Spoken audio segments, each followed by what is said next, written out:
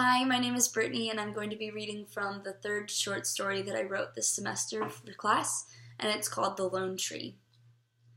Truth be told, I was at a crossroads. I think I needed healing, but what I wanted was another story.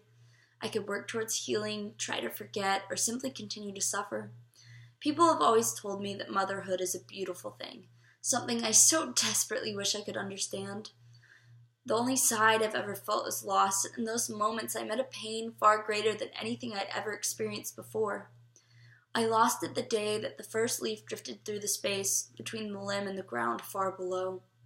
I remember feeling the pain, and I knew something wasn't right. I lost two things that day, two things I was afraid I wouldn't ever get back.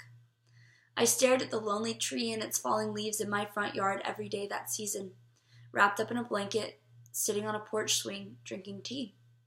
Yet I wished that my warmth wasn't provided by a blanket or tea, but by a loving husband and the comfort of his arm draped across my shoulder. Instead, I felt cold despite the artificial warmth wrapped around me. I watched as the tree became more and more barren, and I wished I was like that tree. I wished I could know that the life would be returning to me, that I would only be like this for a season, that even as loss hit me in full force, I could get through it.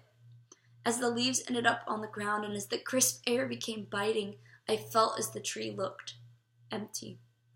The more leaves on the ground, the more my hope dwindled.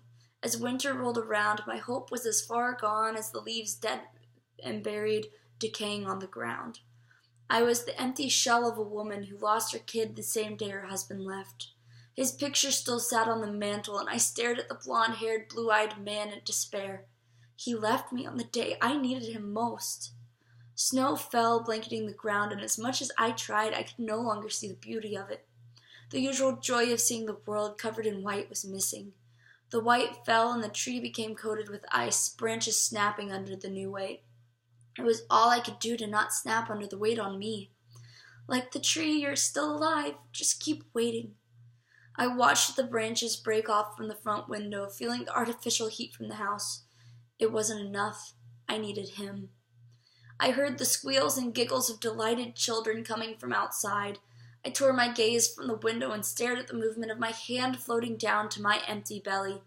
He was gone when I needed him, but it was gone before I could even hold it. The giggles and squeals floated in the wind, there one moment and gone the next, a reminder of what I wanted more than anything but couldn't have, a dream.